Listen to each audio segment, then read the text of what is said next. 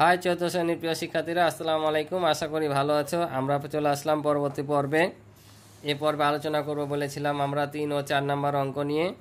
3 নম্বর অঙ্কগুলো পরীক্ষায় আসে, তার মধ্যে 4 নম্বর অঙ্কটা আরও বেশি ইম্পর্টেন্ট। এটা একটা লিখিত অঙ্ক এবং সৃজনশীল, এটা পরীক্ষায় দেওয়ার মতো অঙ্ক। তো আমরা আজকে এই দুটো অঙ্ক নিয়ে আলোচনা করব। তোমরা ক্লাসটি প্রথম থেকে শেষ পর্যন্ত দেখবা। আশা করি এখান থেকে অনেক কিছু উপকৃত হবা এবং ক্লাসটা যদি ভালো লাগে তাহলে অবশ্যই সাবস্ক্রাইব করে পাশে থাকবা এবং ভিডিওতে অবশ্যই একটি লাইক করে দিবে। তো চলো আমরা কথা না বাড়িয়ে অঙ্ক দুটো দেখি। তো প্রথমে আমরা এই 3 নম্বর অঙ্ক দেখব। 3 নম্বরে অঙ্ক আছে 10টি।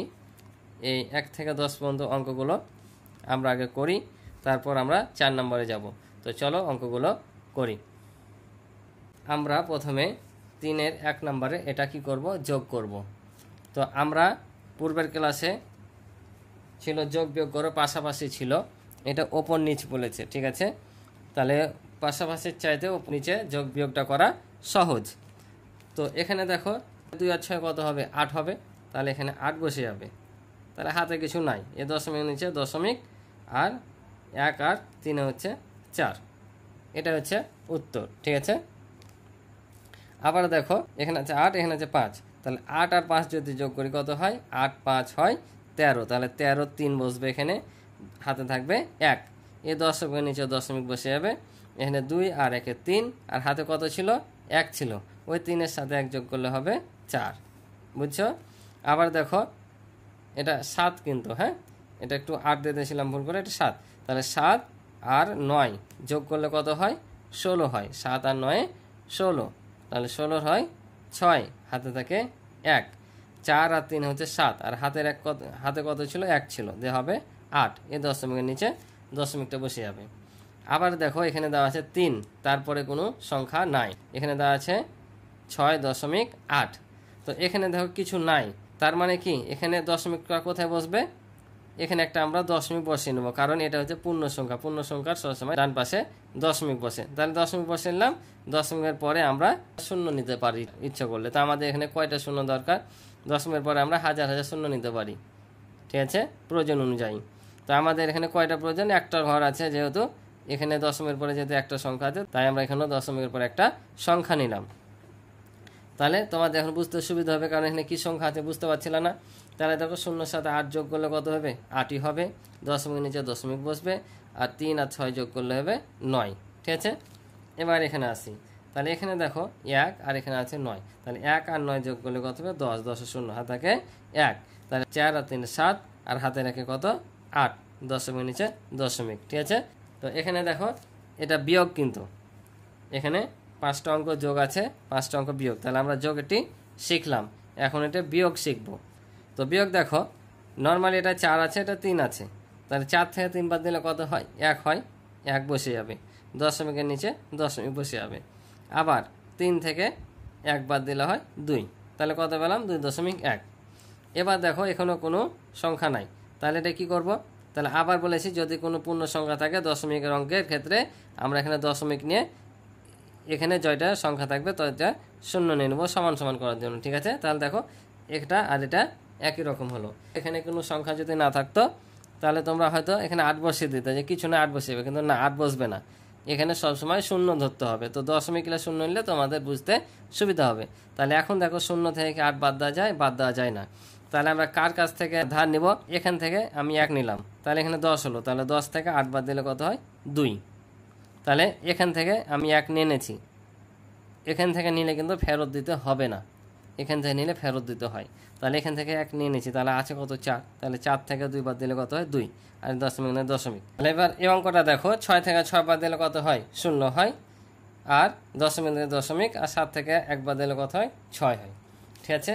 এবার 9 নম্বরটা দেখো, এখানে আছে 6.3 5.5, আর এখানে দেখো 9.1 আর 8.9 আছে। এখানে 2টা অঙ্ক আছে, আমি এই 2টা অঙ্ক 2 ভাবে করাবো। কোন 2 ভাবে, একবার হচ্ছে যে এখান থেকে ধার নিয়ে, একবার এখান থেকে ধার নিয়ে। তো এটা শেখাবো আমি এখান থেকে ধার নিয়ে, এটা শেখাবো এখান থেকে ধার নিয়ে, ঠিক আছে। তো এখানে দেখো 3 থেকে 5 বাদ দেওয়া যায় না, তাহলে আমি 6-এর কাছ থেকে 1 নিলাম। 6-এর কাছ থেকে যদি 1 নিই তাহলে এখানে হলো 13, আর এখানে কত থাকলো, এখানে থাকছে 5। কারণ 6-এর কাছ থেকে 1 নিলে এখানে কত থাকে 5, আর এখান থেকে 1 নেওয়া মানে 10 দেওয়া না, কারণ এটা কতর ঘরে আছে 10-এর ঘরে আছে। আমরা যদি নর্মালি ধরি একক দশক করে, তাহলে এখান থেকে 1 নেওয়া, কারণ এখানে 10 হলে এখানে 1 হয়, তাহলে এখান থেকে 1 হলে দিয়ে কত হয় 10 হয়, তাহলে 10 10 আর 3 13, 13 থেকে 5 বাদ দিলে হয় 8, দশমিক দশমিক, আর এই যে 6 থেকে 1 নিয়ে নিয়েছিলাম, তাই এখানে আছে কত 5, তাহলে 5 থেকে 5 বাদ দিলে 0, ঠিক আছে। আর এটা করাবো আমি এখান থেকে ধার নিয়ে। তো দেখো 1 থেকে 9 বাদ দেওয়া যায় না, 8-এর কাছ থেকে 1 ধার নিলাম, তাহলে কত হলো 11 হলো, 11 থেকে 9 বাদ দিলে কত হয় 2, দশমিক নিচে দশমিক দিলাম, এখানে 1 দিয়ে দিলাম, তাহলে কত হলো 8 আর 1 9, 9 থেকে 9 বাদ দিলে 0, ঠিক আছে।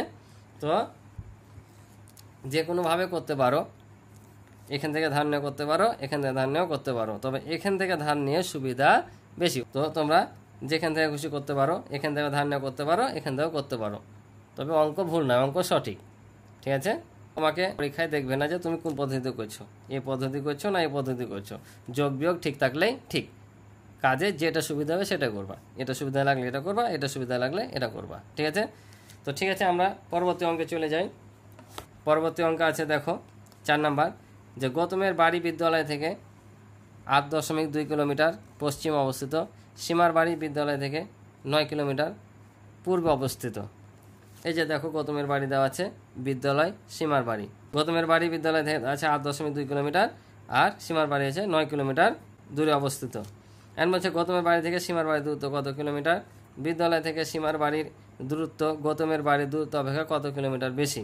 আমরা 2-এ পড়ে যাচ্ছি, 1-এরটা দেখি, বলছে গৌতমের বাড়ি থেকে সীমার বাড়ির দূরত্ব কত। মনে করো তুমি আর তোমার বন্ধু স্কুলে যাও, তোমার বাড়ি থেকে স্কুল যেতে মনে করো 10 মিনিট সময় লাগে, আর তোমার বন্ধুর বাড়ি থেকে স্কুল আসতে 15 মিনিট সময় লাগে, ঠিক আছে, ভালোভাবে বুঝো কিন্তু। এটা তুমি, তোমার বিদ্যালয়ে যেতে সময় লাগে 10 মিনিট, তোমার বন্ধু স্কুল যেতে সময় লাগে 15 মিনিট। এখন ধরো তুমি তোমার বন্ধুর বাড়ি যাবা, তুমি তোমার বন্ধুর বাড়ি যাবা, তাহলে এখন তোমাকে মোট কত সময় লাগবে যেতে, একটু চিন্তা করে দেখো তো। তাহলে ধরো এটা বিদ্যালয়, এটা হচ্ছে বিদ্যালয়, তাহলে বিদ্যালয়ে তুমি আগে এখানে যাবা, তাহলে কত সময় লাগলো 10 মিনিট। আবার বিদ্যালয় থেকে তোমার বন্ধুর বাড়ি আসবা, আসতে কত লাগলো 15 মিনিট। তাহলে তোমার বিদ্যালয়ে যেতে লাগছে 10 মিনিট, বিদ্যালয় থেকে আবার বন্ধুর বাড়ি আসতে সময় লাগছে 15 মিনিট, তাহলে টোটাল সময় লাগছে কত 25 মিনিট লাগছে না। তার মানে এটা কি করতে হবে, এটা যোগ করতে হবে। অর্থাৎ এখানেও গৌতমের বাড়ি থেকে যদি আমি সীমার বাড়ি যাই, তাহলে আমাকে প্রথমে বিদ্যালয়ে যেতে 8.2 কিলোমিটার যেতে হবে, ঠিক আছে। আবার বিদ্যালয় থেকে সীমার বাড়ি যেতে লাগবে 9 কিলোমিটার, তাহলে এই 8.2 কিলোমিটার আর 9 কিলোমিটার কি করব, এ দুটাকে যোগ করতে হবে, ঠিক আছে। বুঝতে পারছো, আশা করি বুঝেছো। তাহলে চলো আমরা করে ফেলি অঙ্কটা। তাহলে 4-এর 1 কি লিখবো, এখানে যে কথাটা বলেছে আমরা সে কথাটা উঠিয়ে নেব, যে গৌতমের বাড়ি থেকে সীমার বাড়ির দূরত্ব।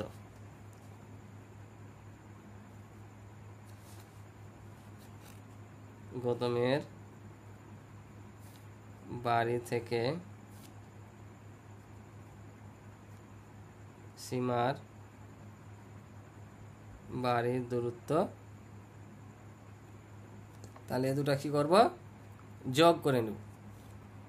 তাহলে 8.2 যোগ হচ্ছে 9 কিমি, ঠিক আছে। তাহলে এটা হচ্ছে পূর্ণ সংখ্যা, এটা পূর্ণ সংখ্যা, যদি যোগ করি তাহলে 9 আর 8 কত হয় 17, আর এখানে 0.2 বসে যাবে, এত কিলোমিটার, ঠিক আছে। এটা হচ্ছে আমাদের উত্তর। যদি এভাবে যোগ না করো তাহলে ওই যে পাশাপাশি যোগ করে নিবা উপর নিচ করে, 8.2 আর নিচে হচ্ছে 9, এটা পূর্ণ সংখ্যা, তাই এখানে একটা দশমিক নেবো, এই যে 2 নামবে, আর 0.8 আর 9 হচ্ছে 17, তাহলে এত, ঠিক আছে।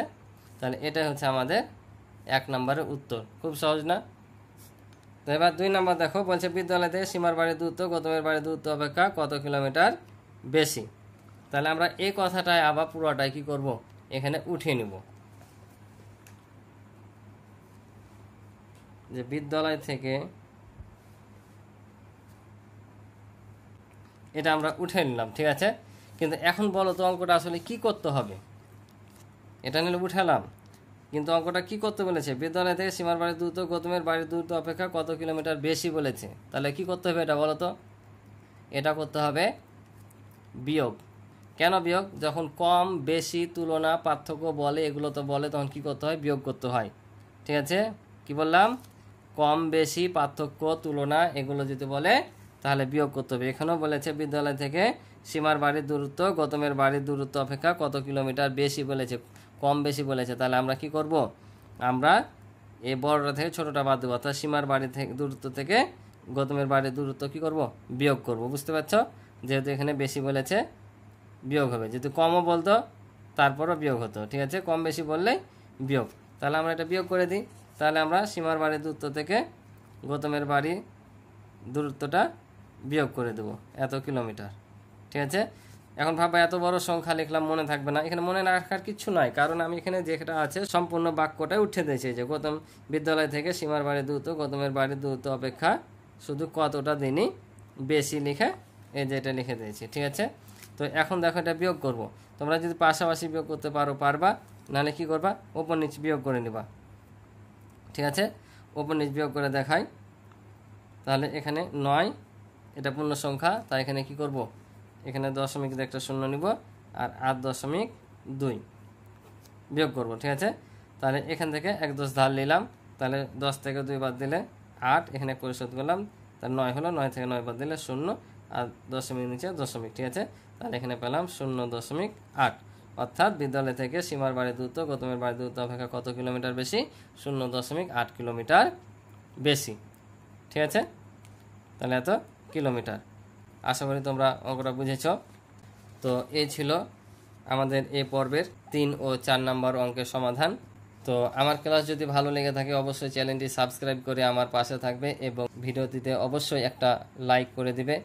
এবং তোমরা কোন ক্লাস চাও সেটা যদি আমাকে তোমরা কমেন্টের মাধ্যমে জানাও, তাহলে আমি সেই ক্লাসটা নিয়ে আলোচনা করব। তো আজকের মতো এই পর্যন্তই। ভালো থাকো, সুস্থ থাকো, এই কামনায় শেষ করছি। আল্লাহ হাফেজ।